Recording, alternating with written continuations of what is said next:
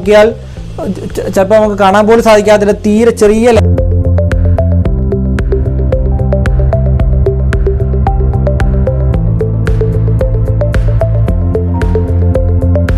QA/QC എന്ന് പറയുന്ന term കേൾക്കാത്തവരായിട്ട് ആരും ഉണ്ടാവില്ല. QA/QC എന്ന് പറയുന്ന ഒരു ടേം എല്ലാവരും, കാരണം നിങ്ങൾ പ്രധാനപ്പെട്ട കമ്പനികളിലെല്ലാം പോകുമ്പോൾ അതിനകത്ത് ഒരു സെക്ഷൻ എന്ന് പറയുന്നുണ്ടാവും. QA/QC എന്ന് പറഞ്ഞൊരു ബോർഡ് നിങ്ങൾ കാണുവാനായിട്ട് സാധിക്കും. അത് എന്താണ് ഈ QA/QC? അപ്പോൾ ഇതാണ് റെഡ് വിസിബിൾ പെനട്രൻറ്റ്. ഈ റെഡ് വിസിബിൾ പെനട്രൻറ്റ് നമ്മൾ എന്ത് ചെയ്യാൻ പോവുകയാണ്? ഫില്ലറ്റ് വെള്ളുമായിട്ട് നമ്മൾ ടെസ്റ്റ് ചെയ്യാനായിട്ട് പോവുകയാണ്. അപ്പോൾ ഫില്ലറ്റ് വെള്ളിലേക്ക് നമ്മൾ ആദ്യം എന്ത് ചെയ്യുന്നു? ഈ പറയുന്ന പെനട്രൻറ്റ് അപ്ലൈ ചെയ്യുകയാണ്. അപ്ലൈ ചെയ്തതിന് ശേഷം ഈ പെനട്രൻറ്റിന് ക്രാക്കിലേക്ക് ഇറങ്ങാനായിട്ട് നമ്മൾ കുറച്ച് സമയം വെയിറ്റ് ചെയ്യണം. അതിനാണ് നമ്മൾ ഡ്വൽ ടൈം എന്ന് പറയുന്നത്. വെൽഡ് ടോയിലും ഫേസിലും കിട്ടിയിരിക്കുന്ന ഇൻഡിക്കേഷൻസ് ആണ് ഈ കാണിച്ചിരിക്കുന്നത്. നമുക്ക് കൃത്യമായിട്ട് കാണുവാൻ സാധിക്കും. അവിടെ റെഡായിട്ട് കാണിച്ചിരിക്കുന്ന ലിക്വിഡ് ആയിട്ടുള്ള പെനട്രൻ്റാണ് യൂസ് ചെയ്യുന്നത്. അതുകൊണ്ട് നമ്മൾ ലിക്വിഡ് പെനട്രൻറ്റ് ടെസ്റ്റിംഗ് എന്ന് വിളിക്കുന്നു. കളറുള്ള പെനട്രൻറ്റ് യൂസ് ചെയ്യുന്നു, അതുകൊണ്ട് ഡൈ പെനട്രൻറ്റ് ടെസ്റ്റിംഗ് എന്ന് വിളിക്കുന്നു. ഡൈ എന്ന് പറഞ്ഞാൽ പിഗ്മെൻ്റ് എന്നാണ് അർത്ഥം. ഇവിടെ നമ്മൾ ഇലക്ട്രോ മാഗ്നറ്റിക് യോക്ക് ഉപയോഗിച്ചുകൊണ്ട് മാഗ്നറ്റിക് ഫീൽഡ് ക്രിയേറ്റ് ചെയ്യുകയാണ്. ഇനി നോക്കൂ, നമ്മൾ വൈറ്റ് കോൺട്രാസ്റ്റ് പെയിൻറ്റിന് മുകളിൽ ഇനി നമ്മൾക്ക് മാഗ്നറ്റിക് മീഡിയം അപ്ലൈ ചെയ്യുന്നുണ്ട്. ഇവിടെ നമ്മൾ ഉപയോഗിക്കുന്നത് വെറ്റ് മാഗ്നറ്റിക് മീഡിയമാണ്. ഇൻഡസ്ട്രിയിൽ നമ്മൾ വളരെയധികം ഉപയോഗിക്കുന്ന രണ്ട് റെഡ്യൂസേഴ്സാണ് കോൺസെൻട്രിക്കും എക്സെൻട്രിക്കും. അതിൻ്റെ ഔട്ടർ ഡയമീറ്ററും ഇന്നർ ഡയമീറ്ററും അതുപോലെ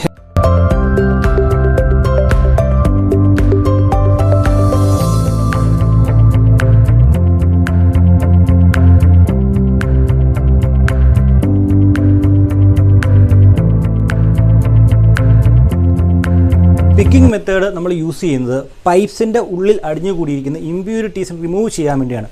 സാധാരണഗതിയിൽ ഗേറ്റ് വാൽവ് ഘടിപ്പിച്ചിട്ടുള്ള പൈപ്സിലൂടെയാണ് നമ്മൾ ഈ പിഗ് എന്ന് പറയുന്ന ഇൻസ്ട്രുമെൻറ്റ് കടത്തിവിടുന്നത്. ഈ പിഗ് എന്ന് പറയുന്ന ഇൻസ്ട്രുമെൻറ്റ് കടന്നു പോകുമ്പോൾ നോക്കിയാൽ ചിലപ്പോൾ നമുക്ക് കാണാൻ പോലും സാധിക്കാത്ത തീരെ ചെറിയ ലെയറിലുള്ള ഒരു മെറ്റൽ സ്മിയറിങ്, ഒരു അഡ്ഹീഷൻ എവിടെ സംഭവിക്കും? നമ്മൾ ടെസ്റ്റ് ചെയ്യാൻ പോകുന്ന മെറ്റീരിയലിന് മുകളിൽ സംഭവിക്കും. അപ്പോൾ അങ്ങനെ ഉണ്ടെന്നുണ്ടെങ്കിൽ എന്താ പ്രശ്നം? ചിലപ്പോൾ ഈ മെറ്റൽ സ്മിയർ ചെയ്തിരിക്കുന്നത്, ചിലപ്പോൾ ഈ മെറ്റൽ ചേർന്നിരിക്കുന്നത് എവിടെയായിരിക്കും? ക്രാക്കിൻ്റെ തൊട്ട് മുകളിലായിരിക്കും. ചിലപ്പോൾ പ്ലാസ്റ്റിക്കൊക്കെ ഈ പറയുന്ന പറ്റിപ്പിടിച്ചിരിക്കുന്നത്, അല്ലെങ്കിൽ ഈ പറയുന്ന മെറ്റൽ തന്നെയും ഇതിൻ്റെ മുകളിൽ പറ്റിപ്പിടിച്ചിരിക്കുന്നത് ക്രാക്കിൻ്റെ തൊട്ട് മുകളിലായിരിക്കും.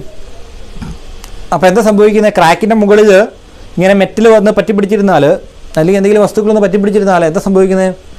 നമ്മൾ പെനട്രൻറ്റ് അപ്ലൈ ചെയ്യുമ്പോൾ ക്രാക്കിലേക്ക് പെനട്രൻറ്റ് ഇറങ്ങാൻ സാധിക്കില്ല. കാരണം ക്രാക്കിൻ്റെ മുകളിലാണ് ഈ പെനട്രൻറ്റ് ഇരിക്കുന്നത്.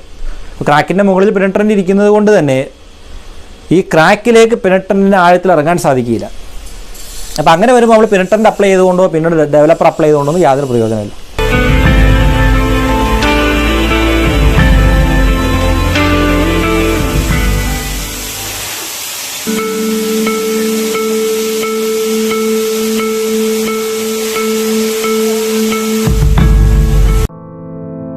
പൈപ്പിംഗ് സെക്ഷനുമായിട്ട് ബന്ധപ്പെട്ട് നിങ്ങൾ ഏത് ഇൻ്റർവ്യൂവിന് പോയാലും തീർച്ചയായിട്ടും നിങ്ങൾ അഭിമുഖീകരിക്കാൻ പോകുന്ന ഒരു ക്വസ്റ്റ്യൻ കോഡ്സ് ആൻഡ് സ്റ്റാൻഡേർഡ്സിൽ നിന്നായിരിക്കും.